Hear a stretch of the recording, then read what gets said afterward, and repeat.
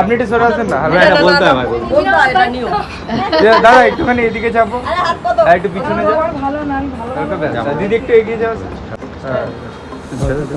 না না হয়েছে হয়েছে। এই যে আজ থেকে তোমার ভাত কাপড়ের দায়িত্ব নিলাম। তুমি কি দায়িত্ব নিতে পারবে সেটা বলতে পারছো না। ভাত কাপড়ে শুধু ভাত খাবে আমাকে। আর সব দায়িত্ব নিলাম। কেএফসি চিকেনটা কোথায় যাবে? ঠিক আছে। ঝগড়া করো।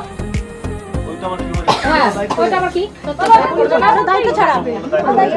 হ্যাঁ, আমিও তোমার সব কিছুর দায়িত্ব আজ থেকে নিলাম, শুধু তুমি না, আমরা দুজন দুজনের দায়িত্ব।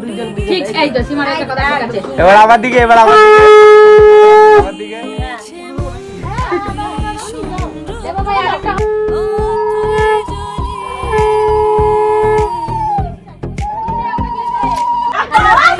কোটি পরমেশ্বর শুয়ে সীমা হাতে হাতে আরে পয়াটা তুই অত বড় হয়নি এ বলো আরে মাথায় তো আশীর্বাদ করো। আরে এটা পড়ে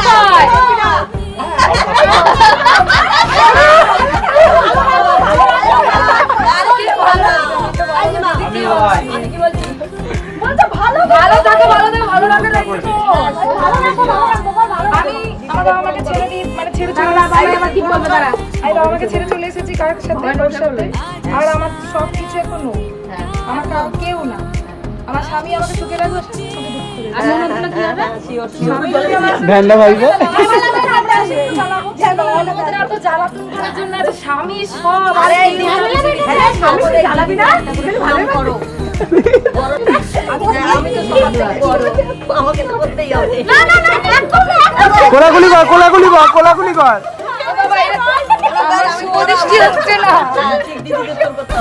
এখানে একটা কথা বলি, অনেকেই বলে নাকি ননদ বৌদি কোনোদিনও বন্ডিং হয় না। এটা কিছু ক্ষেত্রে হয় না, যে বৌদিরা বন্ডিং রাখতে পারে না তাদের সাথেই হয় না। কিন্তু ননদ বৌদির জড়ি হচ্ছে সব থেকে বেস্ট জড়ি আমি মনে করি, যদি তুমি সেটাকে ঠিক রাখতে পারো। আর কিছু মেয়েদের তো অনেক কিছু সহ্য হয় না, অনেক কিছু ভোগ করতে পারে না, খুব মানে অতিরিক্ত যারা লোভী হয় তাদের কপালে দুঃখ ছাড়া কিছুই থাকে না। ননদ কেন কাউকে নিয়ে থাকতে পারে না, পৃথিবী যত সুখী এনে দাও তাদের মন ভরে না। ইভেন আমার যে ননদরা না, আজকে বলার একটাই কারণ, আমার ননদরা আমাকে প্রচণ্ড ভালোবাসে, আমি তাদেরকে অনেক ভালোবাসি। কোনো রকম হিংসা বৃত্তি বলতেও কিছু নেই। আমার ননদরা কম বেশি তারা আমার বর যদি কোনো রকম কিছু দেয় বা কিছু করে তাতেও আমার কোনো হিংসা নেই। উল্টে আমার বরকে বলতে লাগে না, আমি আমার ননদদেরকে আগে এগিয়ে সব কিছু দেওয়ার চেষ্টা করি, বা ননদ আমার জন্য খুশি করে জিনিস কিনে রাখে। মানে এই যে বন্ডিংটা, এইগুলো থেকে যাবে। ঠিক আছে, কিছু মানুষরা যারা হিংসা করবে, তো হিংসা তো থাকবেই, তারা কখনো কাউকে ভালোবাসতে পারেনি আর পারবে না। আর ননদ বৌদি কেন, অন্য কাউকেও করতে পারবে না। কিন্তু আমাদের ননদ বৌদি অনেক অনেক অনেক হ্যাপি থাকি, আর আমরা খুব খুশি থাকি, খুব ফ্র্যাঙ্কলি গল্প করি, এত মজা করি আমার ননদ বৌদিতে। মানে কি বলবো, আমার এই যে ননদটা দেখছো এটা আমার ওর মামার মেয়ে।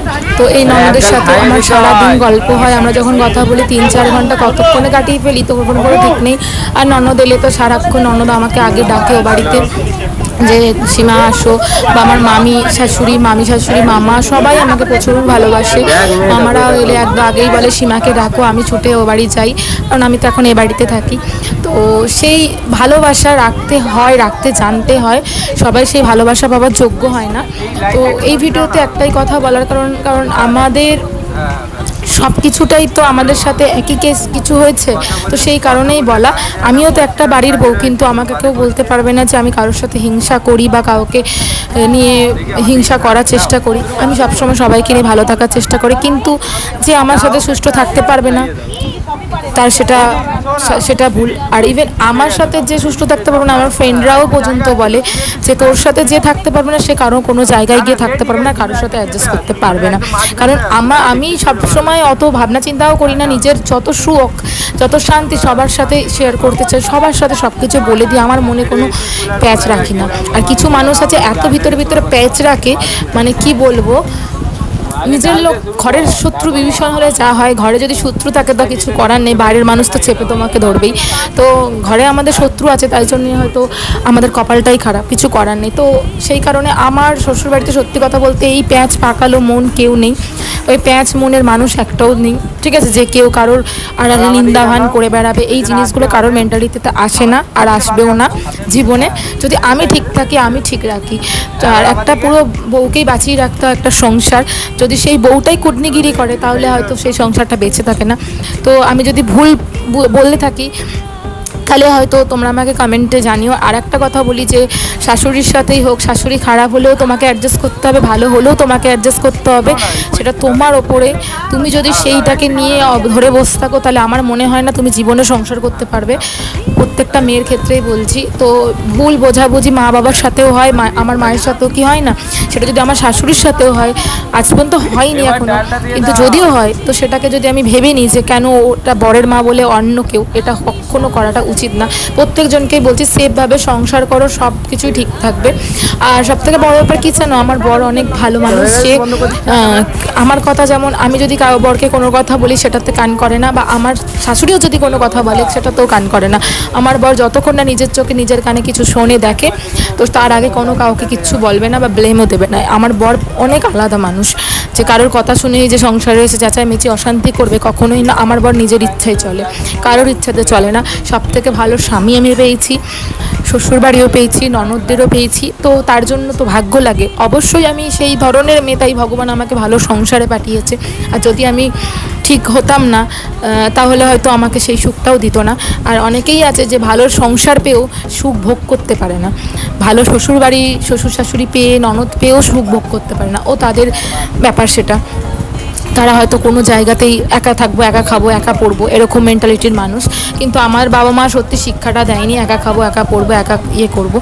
সব সময় শিক্ষা দিয়েছে যে সংসারে সবাইকে নিয়ে থাকবি। আমার দিদিরও অনেক প্রবলেম হয়েছে, কিন্তু আমার দিদিকে সব সময় আমার বাবা মার এটাই বলেছে যে সব সময় সংসার ভাঙবে না, সংসার সবাইকে নিয়ে থাকবি। আমার দিদির শাশুড়ি থেকে শুরু করে সবার শাশুড়ি প্রবলেম হতেই পারে, তো সেই কোনো মা বাবা কখনো বলেছে যে একদম না, সংসারকে সবাইকে নিয়ে থাকতে হয়। আর মানুষ সবাই ভালো, তো কেউ খারাপ হয় না, সবাইকে যদি অ্যাডজাস্ট করে নিয়ে চলা যায় তাহলে তো থাকতেই পারবে। আর দেখো এই কথা বলতে বলতে তোমাদের সাথে অনেকটা দূর এগিয়ে গেলাম। দেখো রাত্রিবেলা খাওয়ান দাওয়ানের সময় নিয়ে চলে এসেছে, আর সেরকম কিছু তো আমাদের কেক কাটিং কিছুই করিনি। খুব টেনশানে ছিলাম সেই দিনটা, কারণ এই ফার্স্ট টাইম আমরা দুজনে একা মানুষ, মানে আমি আমার বর দুজনে মিলে এই এত বড় অ্যারেঞ্জমেন্ট করেছি। আমাদের ওই বাড়ির থেকে সবাই এসেছে, আনন্দ করেছে, মজা করেছে। আর আমার বড়ও তো খুব মজা করেছে, দেখতেই পাবে শর্ট ভিডিওতে কতগুলো ডান্স দেবো, ডান্স করেছে কেমন। তো চলো সবাই খেতে বসে গেছে আমাদের ও বাড়িতে, মানে আমাদের কনে যাত্রী ঢোকার সময় মানে পিঙ্কি কাকিমার কাছে ভিডিওটা ছিল, তত্ত্বপত্র নেওয়ার সময় ওই ভিডিওগুলো আমার কাছে নেই। যদি কখনো সম্ভব হয় তোমাদের অবশ্যই দিয়ে দেবো, যদি পিঙ্কি কাকিমার থেকে কালেক্ট করতে পারি তাহলে তো অবশ্যই দিয়ে দেবো। তো এইটুকুই ভিডিওটা রাখলাম। টাটা, বাই বাই, সবাই খুব ভালো থেকো, সুস্থ থেকো, টাটা।